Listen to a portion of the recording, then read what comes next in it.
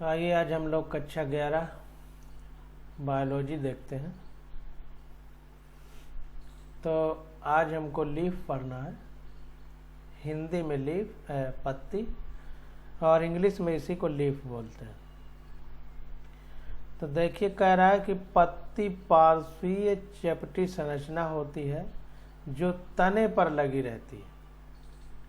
तो जो पत्ती होती है ये पार्श्वीय चपटी संरचना होती है।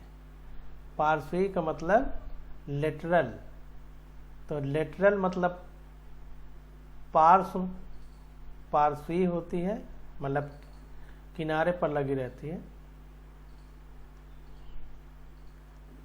पार्श्वीय का मतलब जैसे ये तना है तो इसमें इस तरह लगेगी, लेटरल इस तरह पत्ती। तो ये पार्श्वीय संरचना है पत्ती।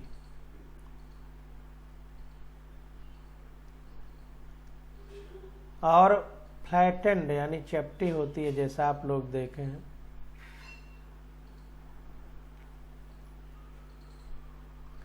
तो यही कह रहा है कि पत्ती पार्श्वीय यानी लेटरल होती है, चपटी संरचना होती है जो तने पर लगी रहती है। यह गांठ पर होती है और इसके कक्ष में कली होती है। अब देखिए ध्यान देना है कि जैसे हमारा गन्ना है तो गन्ना इस तरह होता है, इसमें इस तरह गांठें होती हैं। तो यहाँ से पत्ती निकलेगी। गन्ने की पत्ती तो सब जगह बराबर होती है, इस तरह से और बड़ी होती है, आगे तक जाएगी। तो इस तरह से जो है ये गांठों से निकलती है। तो वही कह रहा है कि यह गांठ पर होती है और इसके कक्ष में कली होती है। अब जो ये निकलती है, जैसे ये तना है, ये कोई तना है, यहाँ पर पत्ती निकल आई, इस तरह से पत्ती निकल आई तो यहाँ पर कली होती है, बड। यहाँ पर देखे होंगे कली पाई जाती है, जिससे नई ब्रांच का या डाल का निर्माण होता है। कच्छी कली बाद में शाखा में विकसित हो जाती है। तो ध्यान दीजिए, यही जो कली है यही बाद में ब्रांच यानी शाखा बना लेती है। पत्तियां प्ररोह के शीर्षस्थ मेरिस्टम से निकलती हैं। हमने दो चीज पढ़ी थी, एक मूलांकुर एक प्रांकुर। प्रांकुर को अंग्रेजी में प्लूम्यूल बोलते थे, उससे तने का निर्माण होता था। मूलांकुर को रेडिकल बोलते थे, उससे मूल यानी जड़ का निर्माण होता था। अब कह रहा है पत्तियां प्ररोह के शीर्षस्थ मेरिस्टम से निकलती हैं।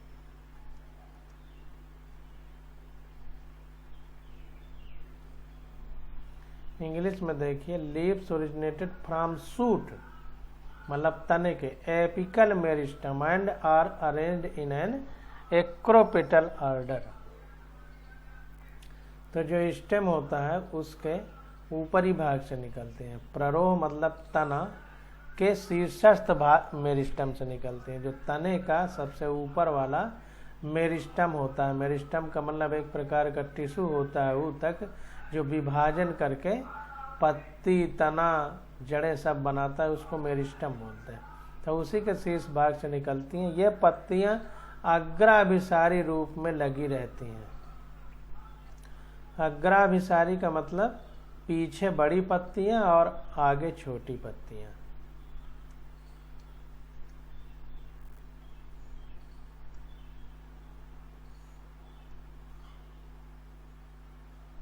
ये पौधों के बहुत से महत्वपूर्ण कायिक अंग हैं, क्योंकि ये भोजन का निर्माण करते हैं। तो ध्यान दीजिए कि ये बहुत अच्छे वेजिटेटिव पार्ट हैं हमारे प्लांट बॉडी के, क्योंकि इन्हीं में फोटोसिंथेसिस यानी प्रकाश संश्लेषण के द्वारा भोजन का निर्माण होता है। एक प्रारूपी पत्ती के 3 भाग होते हैं। तो अगर एक टिपिकल लीफ ले लिया जाए, एक पत्ती ले ली जाए, तो उसमें 3 भाग होते हैं। कौन कौन से? पर्णाधार, पर्णवृंत तथा इस तरीका चित्र 5.7 आ में दिखाया गया है। तो पत्ती की संरचना देख लेते हैं। तो a typical leaf consists of 3 main part। एक प्रारूपी पत्ती में 3 भाग होते हैं, leaf, base, petiole and lamina. 5.7a का फिगर देखना है, ये देखिए। तो ये लीफ का बेस मतलब जो जहाँ से पत्ती तने में लगी रहती है, और ये पैटियोल कहलाता है, और ये लैमाइना कहलाता है, फैला हुआ भाग। तो 3 भाग होते हैं, जहाँ से लगा रहेगा उसको लीफ बेस कहते हैं, और इसको पैटियोल कहते हैं, और इसको स्तरिका या लैमाइना कहते हैं अंग्रेजी में। तो 3 भाग हुए, पर्णाधार जहाँ से पत्ती तने से जुड़ी है, पर्णबत्त ब्रंत यानी पैटियोल, फिर इसके बाद स्तरिका यानी लैमाइना सबसे चौड़ा वाला भाग। पत्ती पर्णाधार की सहायता से तने से जुड़ी रहती है, और इसके आधार पर 2 पार्श्व छोटी पत्तियां निकल सकती हैं, जिन्हें अनुपर्ण कहते हैं। तो ध्यान देना है कि जो पत्ती हमारी होती है वो पर्णाधार से जुड़ी होती है, और इसके आधार पर 2 पार्श्व यानी लेटरल, फिर जैसे तना है ऊपर को तो किनारे की तरफ 2 पार्श्व छोटी पत्तियां निकल सकती हैं, जिन्हें अनुपर्ण कहते हैं। तो 2 छोटी पत्तियां जो निकलेंगी उन्हें क्या कहेंगे? स्टिप्यूल। ये देखिए स्टिप्यूल, उन्हें स्टिप्यूल बोलेंगे। तो ये देखिए जो छोटी सी कली जैसी पत्ती जैसी संरचना निकली है, इसको स्टिप्यूल बोलते हैं। यह हिंदी में अनुपर्ण कहते हैं। एक बीज पत्री में पर्णाधार चादर की तरह फैलकर तने को पूरा अथवा आंशिक रूप से ढक लेता है। तो अगर मोनोकाटिलिडन में देखें, एक बीज पत्री पौधे में देखें जिनमें अंकुरण के बाद एक बीज निकलता है, जैसे धान हो गया, गेहूं हो गया, घास हो गई, तो इनमें कह रहा है कि पर्णाधार चादर की तरह फैलकर तने को पूरा अथवा आंशिक रूप से ढक लेता है। तो ये जो पर्णाधार है एक बीज पत्री में, ये लीफ बेस जिसको पर्णाधार कहते हैं, तो वही कह रहा है कि इन मोनोकाटिलिडन यानी एक बीज पत्री पौधे में the leaf base expand into a sheath covering the stem partially or whole. तो जो लीफ बेस होता है ये बहुत मतलब फैल जाता है इनटू ए शीथ, एक शीथ में, covering the stem partially or wholly, और जो स्टेम होता है यानी पत्ती होती है उसको पूरी तरह से ढक लेता है। एक बीज पत्री की बात कर रहा है।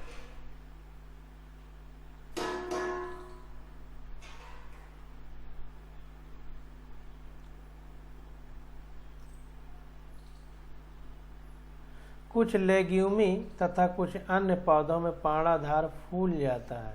ऐसे पर्णाधार को पर्णवृंत तल्प या पल्वाइनस कहते हैं।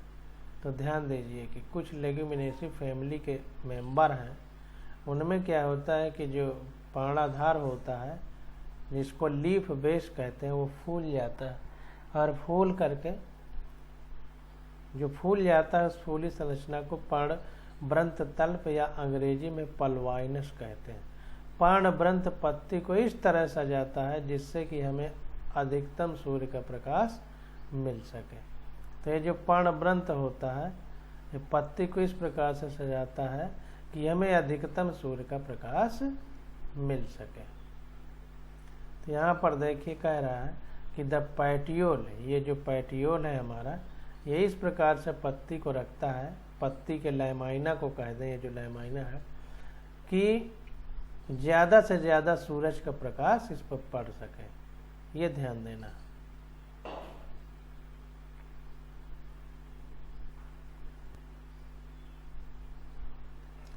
आप देखिए लंबा पतला लचीला पर्णवृंत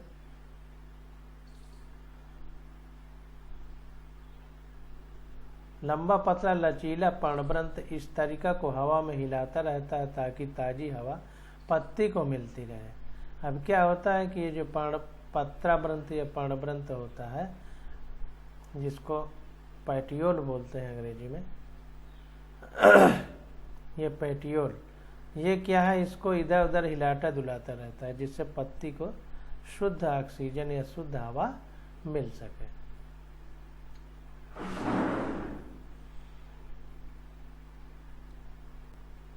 इस तरीका पत्ती का हरा तथा फैला हुआ भाग है जिसमें सिराएं तथा सिरिकाएं होती हैं। अब देखिए यहाँ पर आप देखेंगे कि ये एक शाखा जैसी संरचना दिख रही है, एक नली जैसी, धागे जैसी, और इसी से देखिए ब्रांच टूट करके बनी है। तो इसको एक को जो मेन होगी उसको सिराएं बोलेंगे और जो उनसे टूट करके बनेंगी उनको सिरिकाएं कहेंगे। तो इसके बीच में एक सुस्पष्ट सिरा होती है जिसे मध्य सिरा कहते हैं। ये जो है मध्य सिरा है और इसी से ब्रांच निकलती है। सिराएं पत्ती को दृढ़ता प्रदान करती हैं और पानी, खनिज तथा भोजन के स्थानांतरण के लिए नलिकाओं की सहायता तरह कार्य करती हैं। विभिन्न पौधों में इस तरीका की आकृति, उसके सिरे, चोटी, सतह तथा कटाव में विभिन्नता होती है।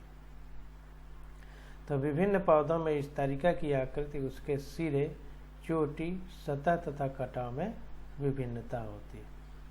तो इंग्लिश में देखते हैं, देखिए द लाइमाइना, ये लाइमाइना जिसको इस तरीका कहते हैं, आर द लीफ ब्लेड, इसी को लीफ ब्लेड भी कहते हैं, is the green expanded part of the leaf with vein and veinlets. तो इसी में वेन यानी सिरा और सिरिका, वेनिलेट्स पाई जाती है। तो ये मेन वाली जो ये मध्य में पाई जाती है, इसी को मिडिल प्रोमिनेंट वेन ये रहेगी, जिसको मिड रिब बोलते हैं, which is known as mid rib. इसके बाद ये सब छोटी छोटी निकल के इधर उधर जाती हैं। अब देखिए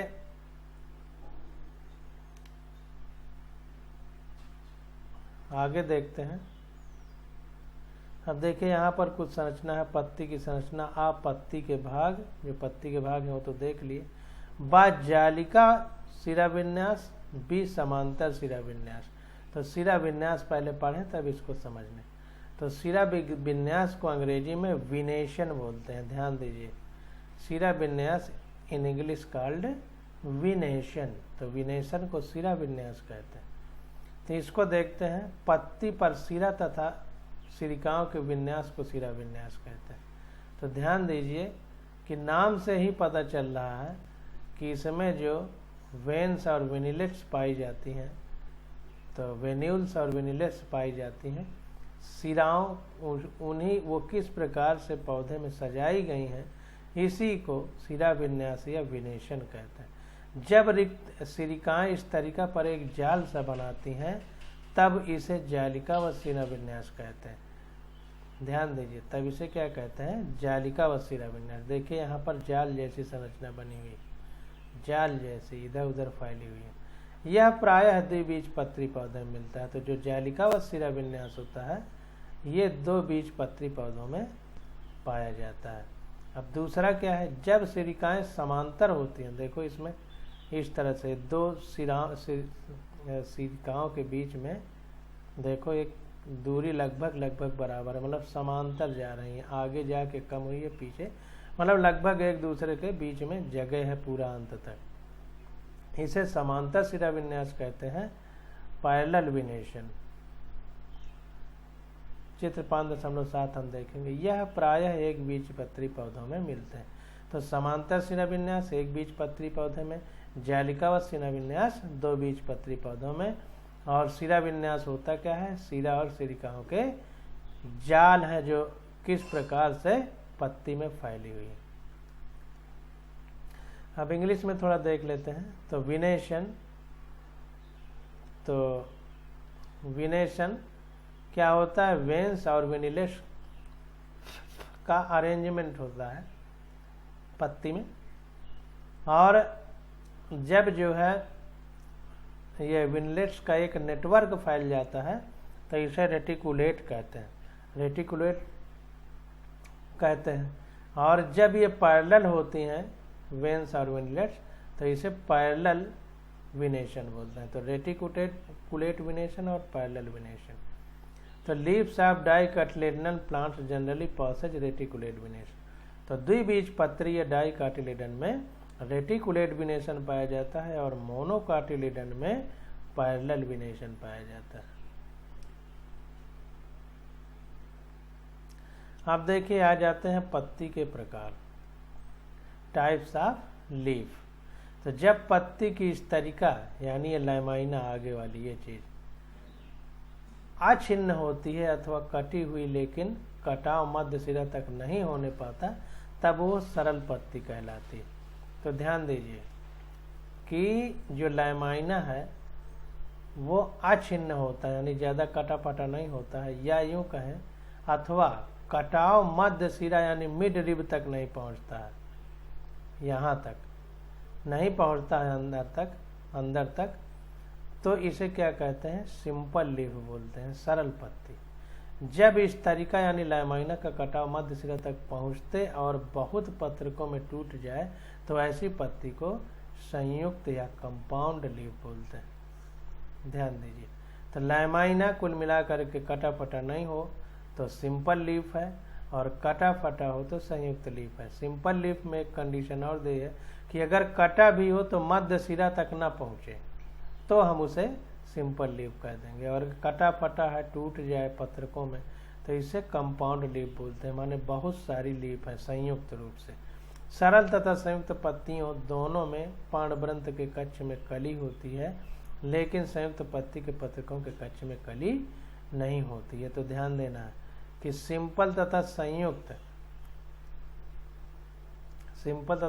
पत्तियों दोनों में पर्णवृंत के कक्ष में कली होती है, लेकिन संयुक्त पत्ती, अब देखिए सिंपल तथा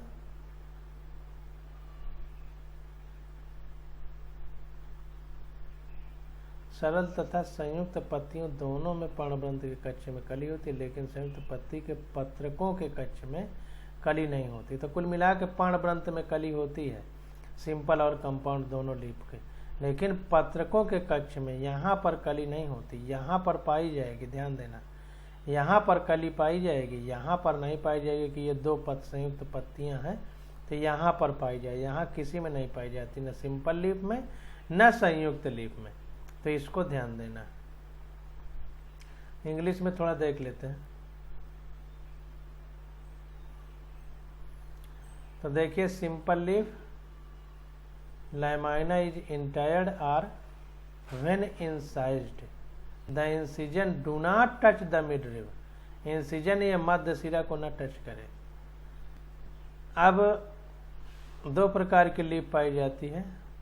अगर मिड रिब ब्रेक हो जाता है, बहुत सारी लीफलेट होती हैं, तो कंपाउंड लीफ कहते हैं। सिंपल वाले में क्या होता है कि मिड रिब जो है ब्रेक नहीं होता। The compound leaf many of two type, दो प्रकार की होती है, पिनेटली कंपाउंड लीफ और रैकिस। तो इसको हिंदी में देखते हैं। तो देखिए कह रहा है संयुक्त प्रकार की पत्तियों को दो प्रकार से बांटा जा सकता है। चित्र 5.8 दिखा रहा है।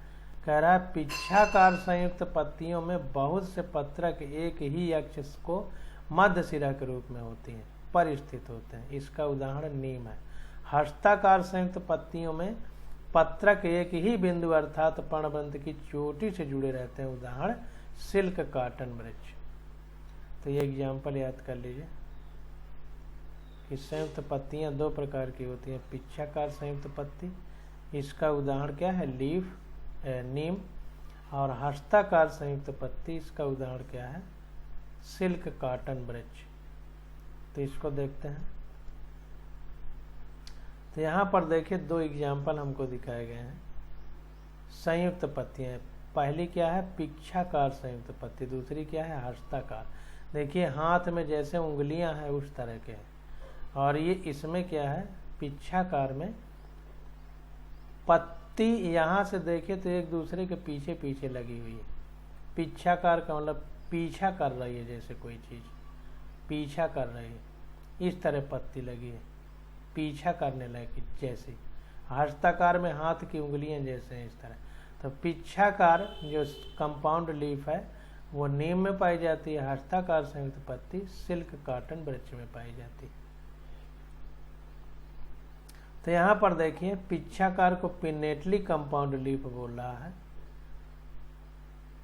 ये नीम में पाई जाती है। और हस्ताकार संयुक्त पत्ती को पाल्मेटली कंपाउंड लीफ बोलते हैं। हाथ का पाम, हथेली को पाम बोलते हैं, तो पाल्मेटली कंपाउंड लीफ कह रहा है। ये सिल्क कॉटन प्लांट में पाई जाती है।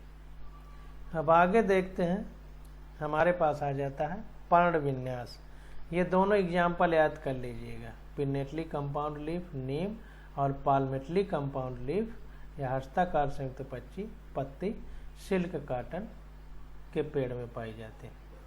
पर्ण विन्यास, पर्ण विन्यास को अंग्रेजी में फिलोटैक्सी बोलते हैं, फिलोटैक्सी।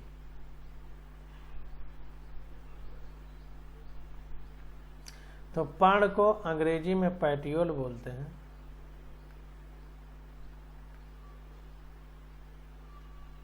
यहाँ पर देखिए ये पर्णवृंत है और ये अनुपर्ण है। ये कच्ची कलिका है, पत्राकार। हिंदी में उतना नहीं समझ में आता।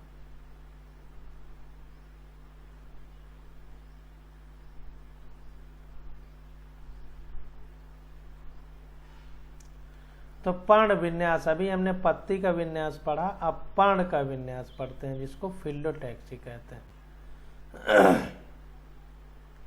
तो इसको देखते हैं। तो देखिए कह रहा है कि तने अथवा शाखा पर पत्तियों के विन्यासित रहने के क्रम को पर्ण विन्यास कहते हैं। तो किस प्रकार से तने पर और शाखाओं पर पत्तियां सजाई गई हैं प्रकृति के द्वारा, उसको पर्ण विन्यास कहते हैं। यह प्रायः 3 प्रकार का होता है। तो 3 टाइप का होता है, एकांतर, सम्मुख तथा चक्राकार। एकांतर, सम्मुख तथा चक्राकार। तो इसको देखते हैं इंग्लिश में। अल्टरनेट, एकांतर, सम्मुख, अपोजिट एंड चक्राकार हॉर्ल्ड बोलते हैं इसको। तो अल्टरनेट का मतलब एक एक के अंतर में पत्ती लगी रहेगी। अपोजिट का मतलब एक दूसरे के उल्टे सिरे में लगेगी। और हॉर्ल्ड का मतलब चक्र के रूप में लगी रहेगी। तो इसको देखते हैं। चित्र 5.9।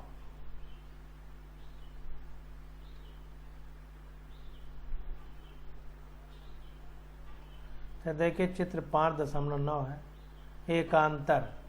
तो एकांतर का एग्जाम्पल गुड़हल है। इसमें देखिए एक पत्ती यहाँ लगी है, तो ये अंतर करके यहाँ लगी है, अब इधर नहीं लगी है। अब देखिए इधर लगी है, तो फिर एक अंतर करके यहाँ लगना चाहिए, तो यहाँ लगी है।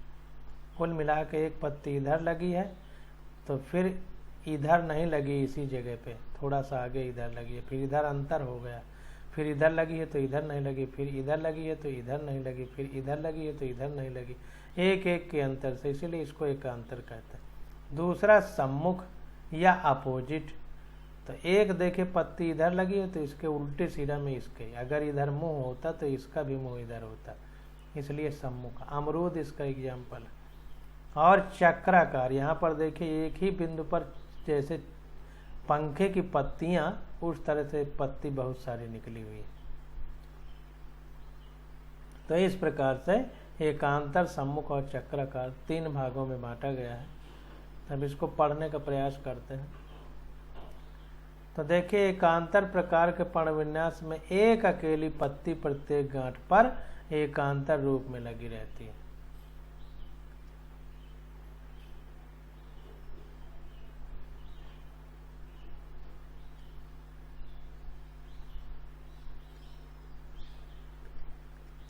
एकांतर क्रम में लगी रहती है।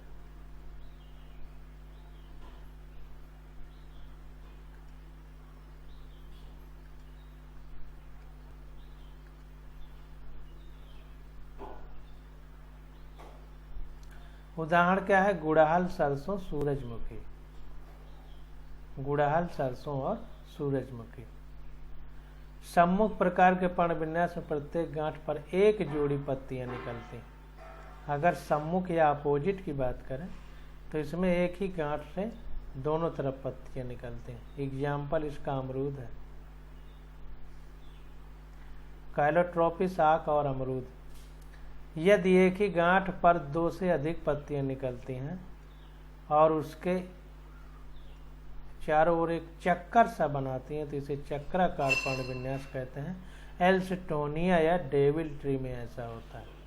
एल्सटोनिया या डेविल ट्री, जिसको हिंदी में चंपा कहते हैं। देखिए चंपा हो सकता है कहते हैं। अभी इंग्लिश में देखते हैं, तो इंग्लिश वाली बुक में देखते हैं।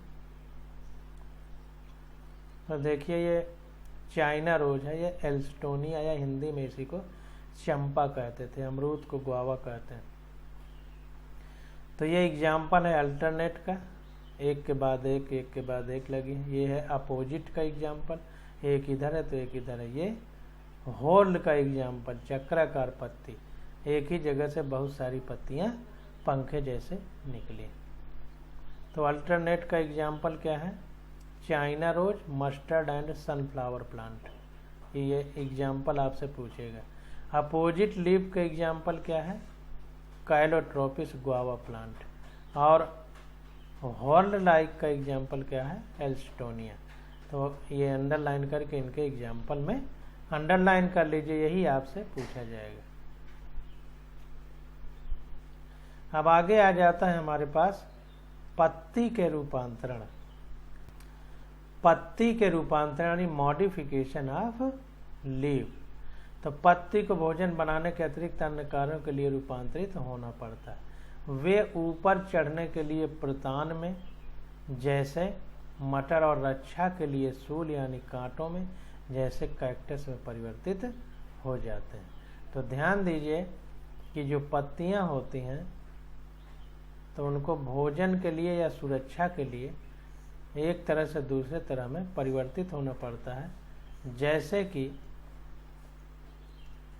ऊपर चढ़ने के लिए प्रतान में, टेंड्रिल में बदल जाती है जैसे मटर में, और रक्षा करने के लिए कांटों में यानी थॉर्न में बदल जाती है जैसे कैक्टस यानी बबूल में। प्याज तथा लहसुन की गूदेदार पत्तियों में भोजन संचयित होता है। तो प्याज और लहसुन जो होता है, ये गूदेदार जो लहसुन हमारा है, ये पत्ती है एक तरह से। तो पत्तियां भोजन संचित करने के लिए गूदेदार होती हैं। कुछ पौधों जैसे ऑस्ट्रेलियन अकेसिया में पत्तियां छोटी तथा अल्पायु होती हैं। इन पौधों में पर्णवृंत फैलकर हरा हो जाता है और भोजन बनाने का कार्य करता है। तो क्या है कि ऑस्ट्रेलियन अकेसिया यानी ऑस्ट्रेलियन जो बबूल होता है हमारा, उसमें पत्ती छोटी हो जाती हैं और अल्पायु होती है यानी बहुत कम समय में गिर जाती हैं। इन पौधों में पर्णवृंत जो होता है वो फैल कर हरा हो जाता है और भोजन बनाने का काम करता है। तो ध्यान देना है कि पर्णवृंत ऑस्ट्रेलियन अकेसिया में फैल कर हरा हो जाता है, भोजन बनाने का काम करता है। कुछ कीटाहारी पौधों में पत्ती घड़े के आकार में रूपांतरित हो जाती है। उदाहरण घटपाड़ी, वीनस फ्लाईट्रैप।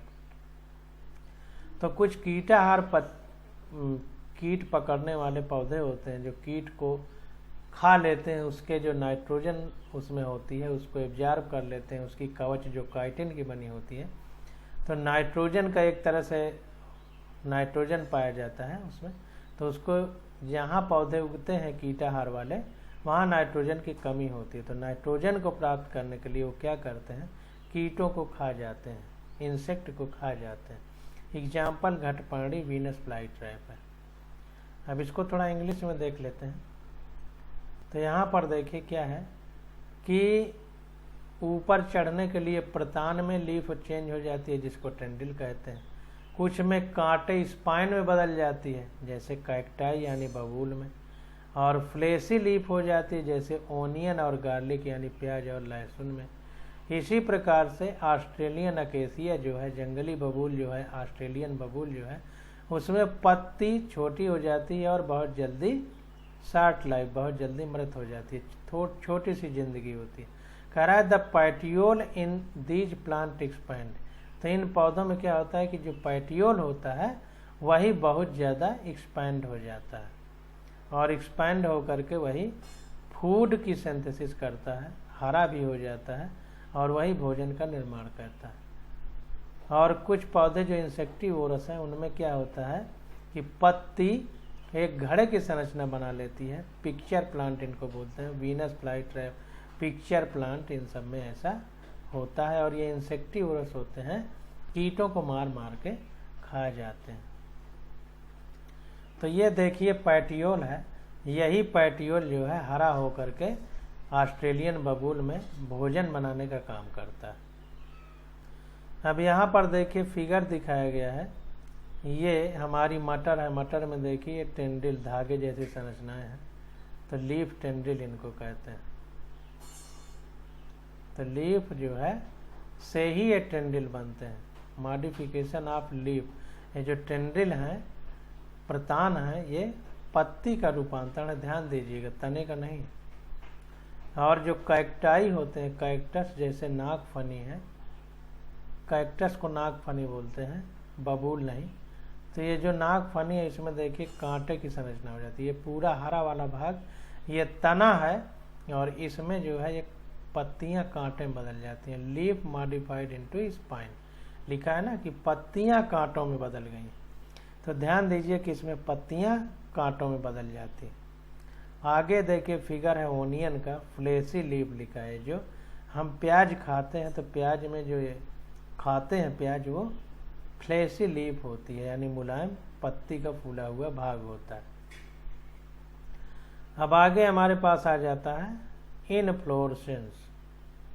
इनफ्लोरेसेंस, जिसको अंग्रेजी में हम, हिंदी में हम लोग पुष्पक्रम बोलेंगे, पुष्पक्रम। इसकी स्टडी हम लोग अगले लेक्चर में करेंगे। आज बस यहीं तक।